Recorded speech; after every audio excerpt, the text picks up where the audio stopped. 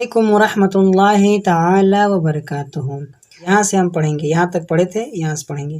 चलिए वीडियो को शुरू करते हैं। बिस्मिल्लाहिर्रहमानिर्रहीम। फिर वह फरिश्ता अंधा बनकर तीसरे आदमी के यहाँ पहुँचा और बोला, मैं मुसीबत का मारा एक परदेसी आदमी हूँ। मैं अपने देश जाना चाहता हूँ। मेरे पास न तो कोई सवारी है, न खाने पीने का सामान है। बस अल्लाह ताला का करम, फिर तेरी मदद हो जाए तो पहुँचना आसान है। जिस खुदाए पाक ने तुझे दोबारा आँख अता फरमाई, उसी का वास्ता देकर मैं तुझसे एक बकरी का सवाल करता हूँ। अगर तू एक बकरी दे दे तो मैं आसानी से अपने घर पहुँच जाऊँगा।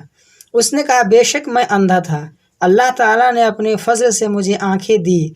ए मुसाफिर, तू मुझसे सिर्फ एक बकरी मांग रहा है। अरे अल्लाह के नाम पर मेरा सारा माल कुर्बान है। तू जितना चाहे ले ले, मेरी तरफ से कुछ भी रोक नहीं। फरिश्ता ने कहा, तू अपना माल अपने कब्ज़ा में रख। तेरा और गंजे और कोढ़ी का अल्लाह ताला की तरफ से इम्तिहान था।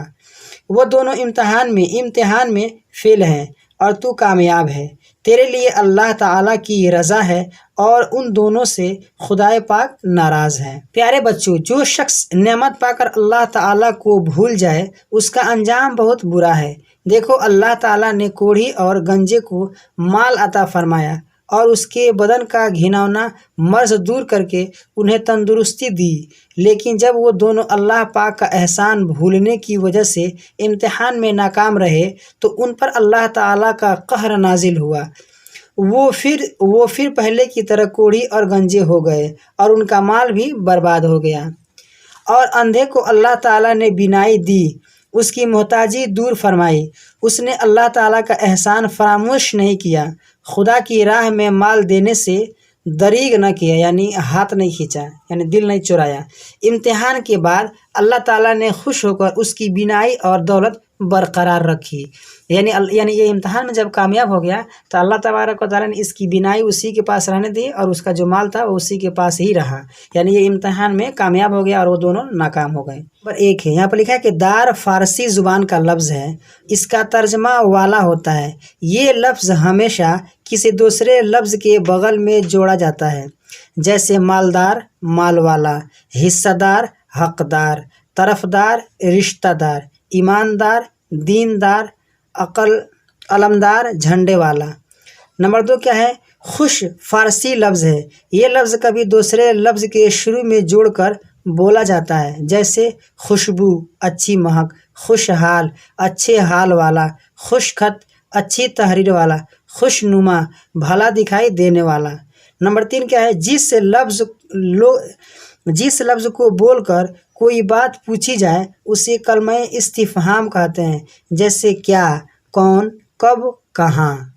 नंबर 4 क्या है, जिस लफ्ज़ को बोलकर किसी को पुकारा जाए या किसी को मुतवज्जा किया जाए उसे हुरूफ़े निदा कहते हैं, जैसे या अल्लाहु या रसूल अल्लाही में या हरफ़े निदा है, यूँ ही ऐ शख्स में ऐ हरफ़े निदा है।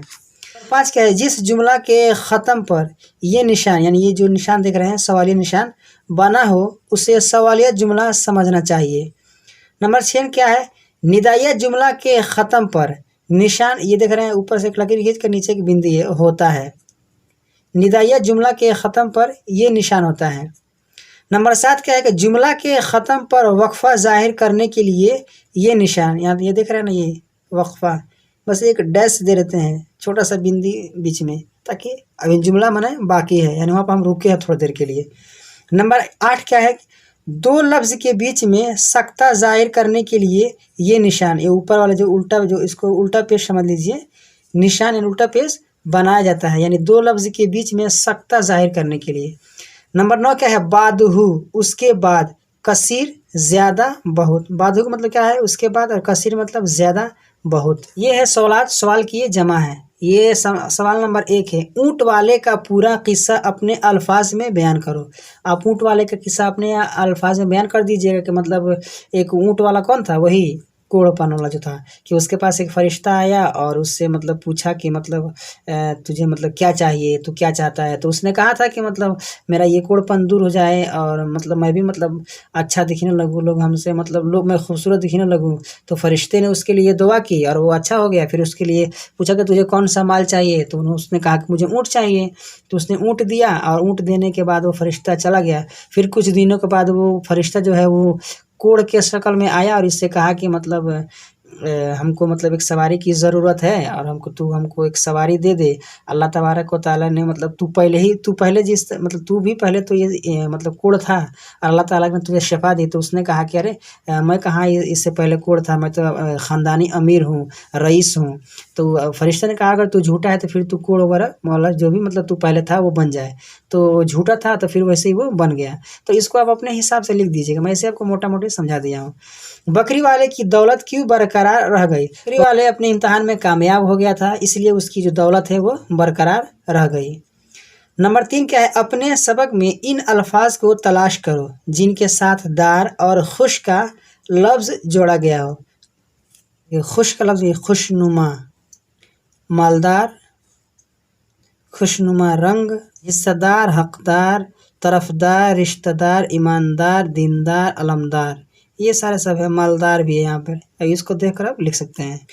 ये सवाल नंबर 4 है, घिन करते हैं, मांग रहा है, पूछा, पहुँच जाऊँगा। इन अल्फाज में फ़ेल माजी, फ़ेल हाल और फ़ेल मुस्तकबिल को पहचान कर बताओ।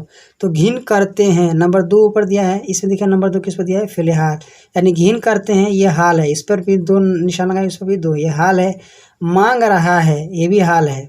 पूछा ये माजी है, पूछा यानी गुजरे हुए ज़माने में। पहुँच जाऊँगा ये मुस्तकबिल है। तो यहाँ पे मैं निशान लगा दिया हूँ, आप चाहेंगे थोड़ा भी दिमाग लगाएंगे तो आप इसको आसानी से आप पढ़ लेंगे, लेकिन मैं बता दिया हूँ, आप उसी से हिसाब से आप लिख लीजिएगा। आज की वीडियो में बस इतना ही। वीडियो पसंद आई तो वीडियो को लाइक करें, अपने दोस्तों के साथ शेयर करें।